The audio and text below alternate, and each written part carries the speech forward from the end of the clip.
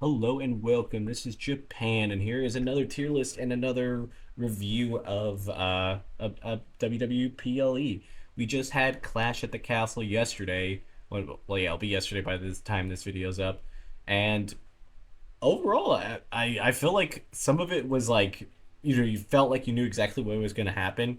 And to me, even I was 3-2 on my predictions, so I was a little off, but there was a lot that I thought could have been either way. And we'll go over that as we go, over the matches. I think we should just jump right into it because it's the the first match with AJ Styles and Cody Rhodes for the WWE Championship. I think it was everything we wanted. It was going to be an I Quit match, so we knew that it was going to be kind of just one of those like tedious matches where we're going to have a lot of just crazy spots of like doing damage.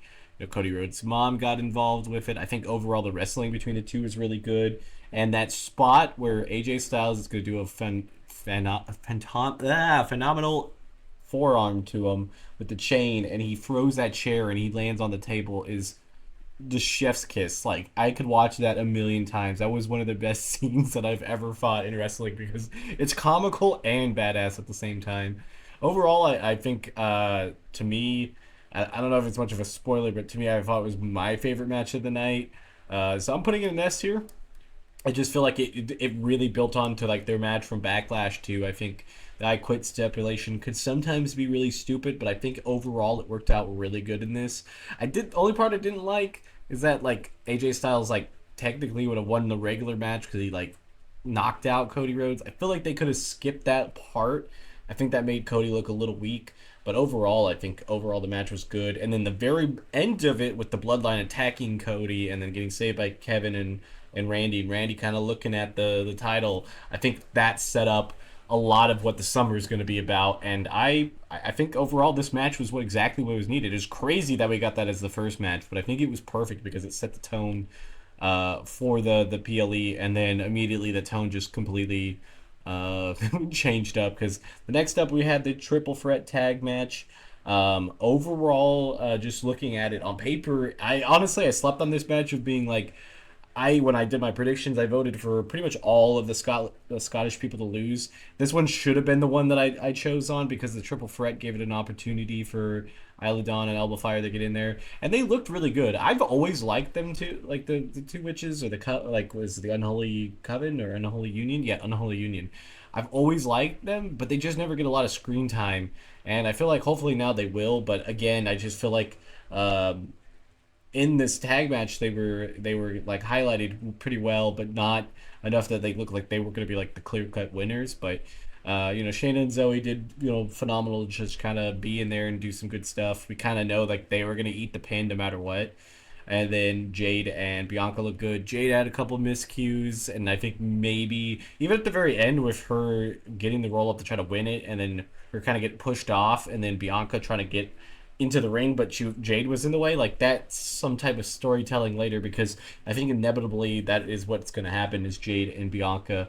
I wouldn't be surprised if they get the titles back sooner than later. I do hope that we get a pretty good run with the witches here, but I feel like they're not going to be a super team, so I think there'll be other teams that could actually get in there and maybe change it up a little bit. So they are the first titles to change for a while now, and the only ones from this PLE. So I feel like it was needed. We kind of needed to see something happen, but overall, I think the match was a B for me. I liked it. I was watching it. Just didn't really feel anything like either way. It was a good match. Solid spots, a couple botches here and there, but overall, I think it was pretty solid. It definitely needed the triple threat speculation on it because I think that really added to helping out everybody look a lot better. And I think I'd like to see it again. I'd like to at least see Bianca and Jade try to stay together, and hopefully they can build that storyline out a little bit more. Next up, we have Sami Zayn versus Chad Gable for the IC title. I don't know why I'm hiccuping, but this, honestly, out of all of their matches, was probably their worst. And it felt like a very carbon copy of the match that they just had on SmackDown, or not SmackDown, Raw a couple weeks ago.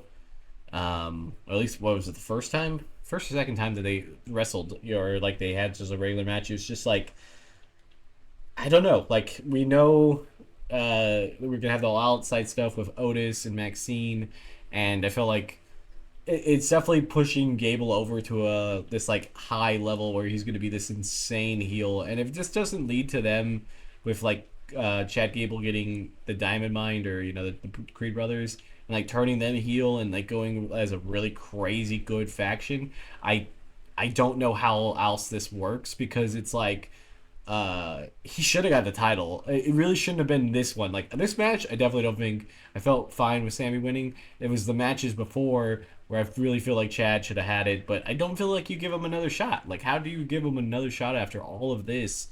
It's just kind of crazy, and I feel like that is the kind of place we stand here. The match itself was okay. I mean, I felt like the outside stuff kind of like just made it lacking. I feel like we didn't even get to see Chad Gable do Chad Gable things. Like he kind of felt very limited because he was just kind of doing outside stuff, and I think that just kind of wasn't good. Like I just felt like this match is a C. I thought they went out there and did work.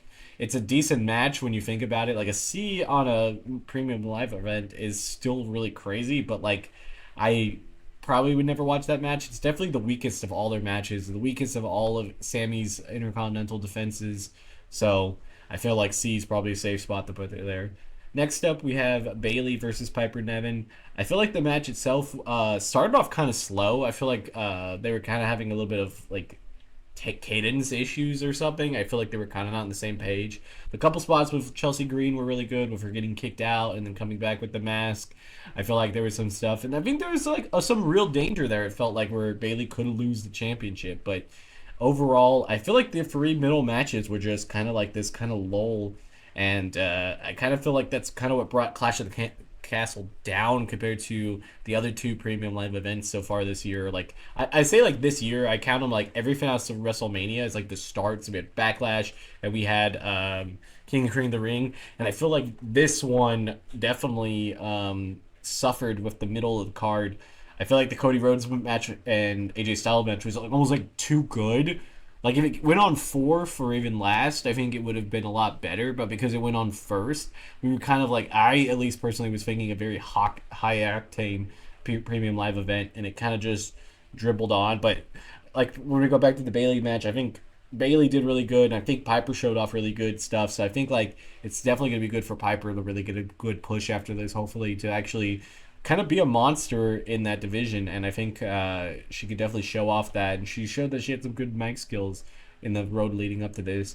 I think Bailey's title defense is the best way to sum it up is just how like even the WWE treats it. Like they acknowledge that Bailey's the champion and all that, but they just don't give her like necessarily the fame. She's not on the poster. She's not doing certain stuff like that. And I feel like with all that missing, kind of like makes these matches less hyped because I mean you see a lot more with Liv and then how Rhea had the title and even Becky small time with the heavyweight title, but it feels like the WWE Championship is just kind of sitting there, and I think Bailey is the champion for it. I just think they're not letting Bailey beat Bailey, but overall it was a B match. I feel like it was slightly better than the tag match, but mainly because I think the tag match had a couple miscues, and that's what made this match better. Last but not certainly least, it is Damian Priest versus Drew McIntyre. Drew McIntyre's entrance was great. I think like they really set it up to be in a pretty solid match. We had that really nasty botch by not botch, but just slip up by Damian Priest. I thought his leg was going to be like snapped or something, and I hope he's not actually hurt. I feel like there was a big storyline with Damian Priest that if he's hurt, that's gonna kind of ruin a huge section. I mean, obviously you don't want the man to be hurt anyways, but just for the story too, it's gonna be crazy if they have to pivot from that. But when CM Punk came up there with the 2 count and he came down there as a referee, that was amazing. Like instantly he slid in there and I saw him going and I was like, wait, that's CM Punk. I could tell by the beard, and I just started like screaming it at the top of my lungs about like, oh my god. And like it was good. That spot was amazing. Overall, the match between the two, I think Drew was an absolute beast. Obviously, like I picked Priest to win. I figured Priest would win, but when you're watching it there, if I was just picking Hart right there, I wanted Drew to win so badly. But we know that he's destined for bigger rivalries and destined for like just that spotlight with him and Punk. So there was no needed for this championship to be won by him. But man, did he go out there and kick butt. I think overall, the match was just really good. There was a lot of good spots in it. I still feel like the Cody and AJ Styles match was my favorite of the card. I think this one was a pretty solid one. It still deserved the main event because Drew's, being like his homeland and stuff. I feel like that really amped it up for everything. And Damian won relatively clean without like CM Punk messing around, but like it was a ref interference with him getting knocked out, which we can't really put much on. So like I feel like it's still pretty clean compared to some of the stuff that can happen. Like no shenanigans side until the CM Punk fade, but there was no ref to come there. So even if CM Punk didn't come down, no ref would have showed up, and it still would have been the same results, except for the nut kick. So I guess it's not as clean, but it definitely felt like a pretty decent title defense by Damien. I feel like Money in the Bank they should give Damien somebody where he can just like beat them clean and go on from that. I think that would help cement his championship a lot better. But overall, yeah, a match. I think overall the pay per view was probably like a B or a C.